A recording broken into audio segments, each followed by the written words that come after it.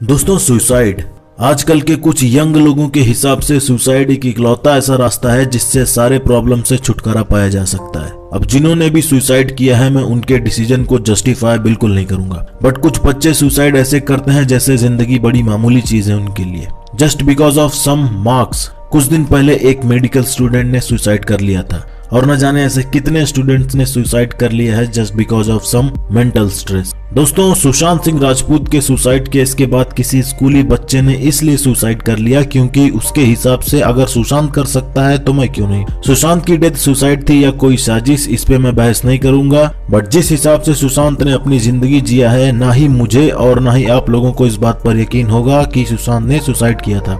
Well, he will remain forever in our hearts, but इस modern world में suicide एक बीमारी की तरह फैले जा रहा है। किसी देश में सुसाइड रेट ज्यादा है तो किसी देश में कम, but suicide is a real big issue.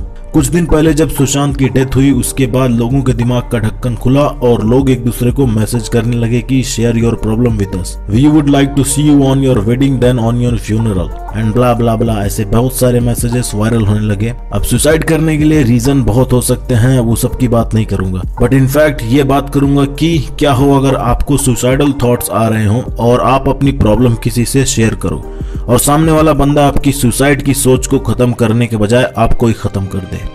आज इस वीडियो में एक ऐसे इंसान के बारे में बात करूंगा जिसने 9 एकदम जवान लोगों का मर्डर कर दिया और बड़ी बेरहमी से मर्डर किया, और उन 9 लोगों का सिर्फ कसूर इतना था कि वो जिंदगी से परेशान थे और बस थोड़ा प्यार और सपोर्ट ढूंढ रहे थे। मदद करने की जगह इसने उन लोगों को मौत के घाट उतार दिया। सो चलो जानते हैं कि आखिर कौन था ये सन की आदमी और इसकी इस हरकत से लोगों ने क्या हाल किया इसका।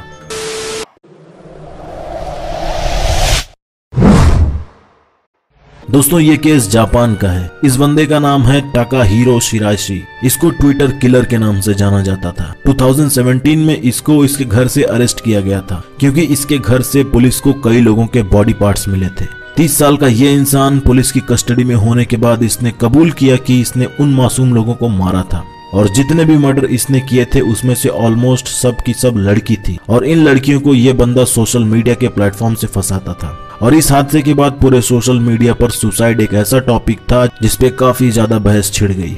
इसको कोर्ट ने डेथ की सजा सुनाई और इसकी डेथ को देखने के लिए करीब 400 से ज्यादा लोग कोर्ट के बाहर खड़े हो गए। It was like a public death. But सवाल उठता है कि आखिर ये बंदा मासूम लोगों को फंसाता कैसे था। एक्चुअली जो कुछ लड़कियां डिप्रेस होती थी उनसे ये बंदा ट्विटर पर कांटेक्ट करता था और उनसे बातों ही बातों में दोस्ती कर लेता था और उनकी हेल्प करने के लिए ये उनको अपने घर पर बुला लेता था और लड़कियां इसके घर इस उम्मीद से जाती थी कि अपनी प्रॉब्लम डिस्कस कर सके और कोई सोल्यूशन पा सके। बट बजाय इसके कि उनकी प्रॉब्लम को समझ के उनको कोई सोल्यूशन बताए, ये बंदा उनका मर्डर कर देता था। और 2017 में अगस्त और अक्टूबर के बीच में ऐसे ही इसने 8 लड़कियों को जान से मार दिया था और तो और इसने एक लड़के को भी मौत के घाट उतार दिया। टोटल 9 मर्डर किए इसने। और इस बंदे का कहना था कि मैंने उनको इसलिए मारा क्योंकि वो लोग खुद मरना चाहते थे और मैं तो बस उनकी हेल्प किया। मतलब इसके हिसाब से ये एक समाज सेवा थी। और ये जितने भी लोगों को इसने मारा था सबके सब बिल्कुल यंग लोग थे। सबकी एज 15 से 26 साल के बीच में थी। ये बंदा और भी लोगों को मारने के इरादे से आगे बढ़े जा रहा था। एक नंबर का सीरियल किलर था ये साला।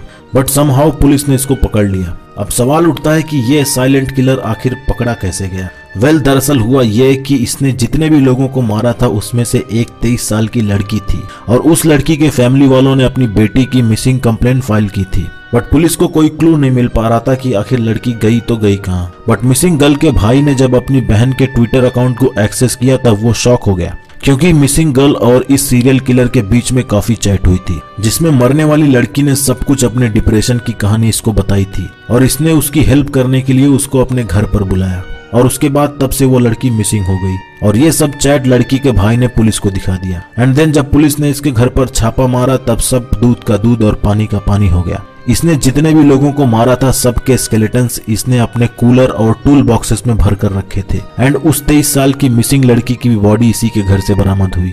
इसके कूलर से 9 स्कल्स बरामद हुए और कई सारे हाथ और पैर की हड्डियां इसके घर से मिली। He was such a psycho serial killer bro. इसने जो खुद के लिए वकील हायर किया था वो वकील इसको बचाना चाहता था और वकील का कहना था कि वो इन सब लड़कियों को इसलिए मारा क्योंकि वो खुद मरना चाहती थी। बट इसने अपने वकील की कई बात को टोटली इनकार कर दिया और ये बोला वो सब बस डिप्रेस थी और हेल्प चाहती थी, बट मैंने जानबूझकर उनको मार दिया ताकि वो चैन की नींद सो सके। इससे पता चलता है कि यह बंदा पूरा मेंटली साइको था और इसको अपने किए पर भी कोई कुछ खास पछतावा भी नहीं था। इसको पछतावा हुआ कि नहीं उस बात से फर्क नहीं पड़ता, क्योंकि अब फाइनली कोर्ट ने इसको डेथ पेनाल्टी की सजा सुना दी है, यानी to be hang till death. इसने मार तो दिया उन यंग बच्चों को, लेकिन आखिर में सबसे ज्यादा सजा मिली किसको? इन बच्चों के पेरेंट्स को। एक 25 साल की लड़की जिसको इसने मारा था, उसके फादर फूट फूट कर रोकर बोले इसको भले ही डेथ की सजा मिल गई हो बट फिर भी इसको कभी माफ नहीं कर सकता। जब भी मैं किसी ऐसी लड़की को देखता हूँ जो मेरी बेटी की उम्र की होती है, मुझे उनमें मेरी बेटी दिखने लगती है।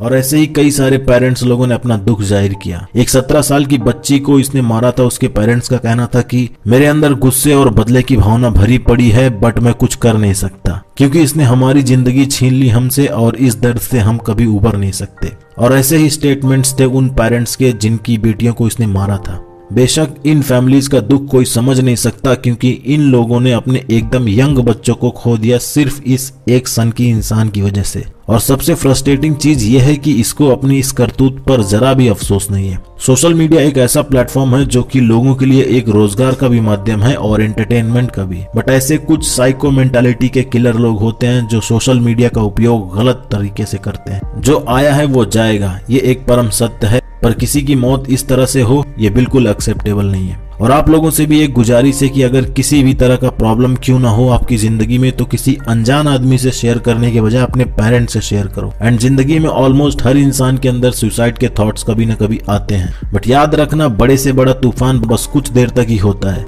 आपकी प्रॉब्लम भी टेम्परेरी ही है।